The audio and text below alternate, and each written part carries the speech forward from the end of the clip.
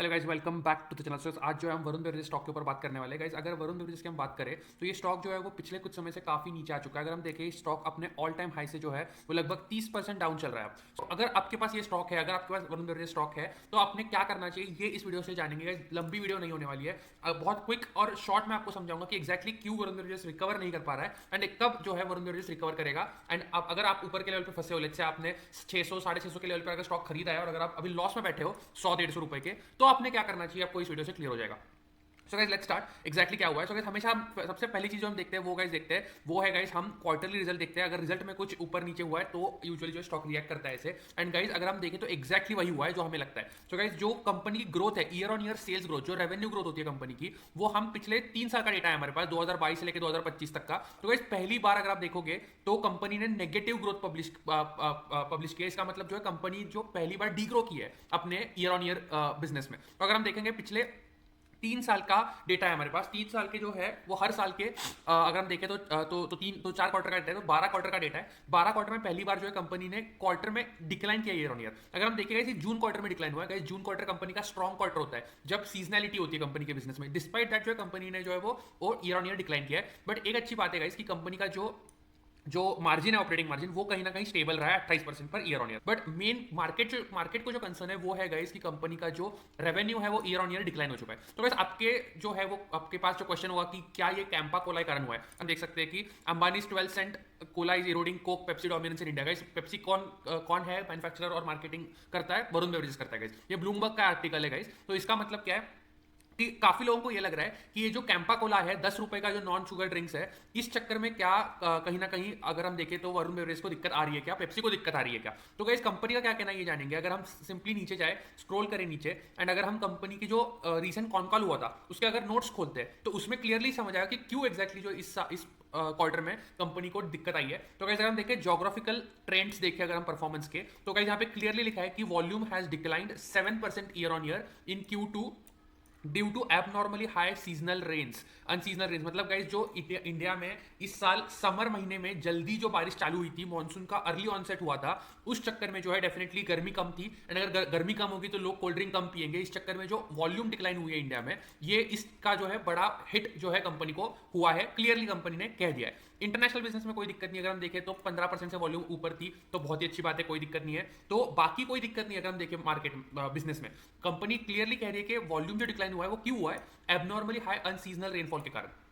तो क्या ये कंपटीशन के कारण हुआ है या सीजनलिटी के कारण हुआ है? तो गाइस ये क्लियरली सीजनलिटी के कारण हुआ है, क्योंकि सीजन जो है कंपनी का जो होता है समर सीजन, वो छोटा हो गया। तो अगर कंपनी का समर सीजन छोटा होता है तो ऑब्वियसली सेल्स कम होंगी तो ग्रोथ कम होगी। बट अगर हम कंपनी का अगर देखें कि कंपनी ने कंपटीशन के ऊपर क्या कहा है वो भी देखेंगे गाइस।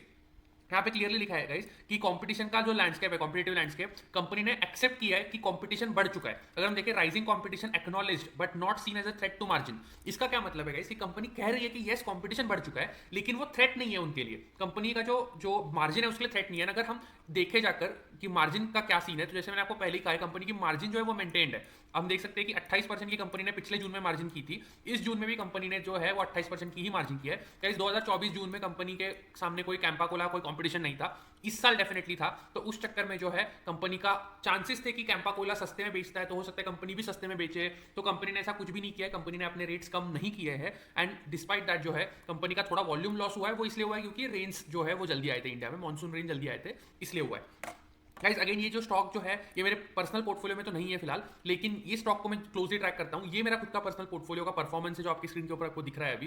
गाइस ये पिछले 3-4 साल का परफॉर्मेंस है। एंड आप कंसिस्टेंटली देख सकते हो जो ब्लू लाइन है, जो मेरी पोर्टफोलियो की लाइन है, वो कंसिस्टेंटली बाकी सारे इंडाइसेस को, निफ्टी 50 हो गया, निफ्टी 500 हो गया, मिड कैप हो गया, स्मॉल कैप हो गया, सबको कंसिस्टेंटली बीट कर रही है। तो अगर आपको जानना है मेरे पास कौन से स्टॉक है, आपको आपके कोई भी दूसरे स्टॉक के रिलेटेड डाउट्स है, तो आप मेरा जाके फ्री व्हाट्सएप ग्रुप ज्वाइन कर सकते हो। आपको लिंक जो है वो डिस्क्रिप्शन में मिल जाएगी। And guys coming back to the video now, जो अगर हम देखें कंपनी का जो पीई रेशो है, प्राइस टू अर्निंग, वो भी अगर हम देखें पिछले 3 साल का अगर मैं देखूं यहाँ पर, तो गाइस 3 साल में सबसे one of the lowest level पे आपको मिल रहा है। एक पॉइंट पे कंपनी का पी रेशियो 100 के आसपास भी चला गया था, बट अब वो कहीं ना कहीं गिर के अब 55 का रह गया है। तो मेरे हिसाब से जो है कंपनी आपको डिसेंट वैल्यूएशन में मिल रही है। अगर आपके पास ऑलरेडी स्टॉक है, अगर मेरे पास ऑलरेडी ये स्टॉक होता तो मैं तो इस टाइम पर होल्ड करने की कोशिश करता, ज्यादा कुछ करता नहीं। अगेन ये कोई रिकमेंडेशन नहीं है, मेरे पास स्टॉक नहीं है, मैंने आपको पहले कहा है, बट मेरे हिसाब से कंपनी में कोई भी प्रॉब्लम नहीं है लॉन्ग टर्म के लिए। हाँ डेफिनेटली कंपनी ने माना है कि कंपनी जो कंपटीशन है वो डेफिनेटली बढ़ रही है, बट उससे कोई लॉन्ग टर्म में दिक्कत फिलहाल कंपनी को नहीं लग रही। तो अगर कंपनी कभी भी कहती है कि हाँ अभी कंपटीशन का दिक्कत आ रहा है, तो मैं अपना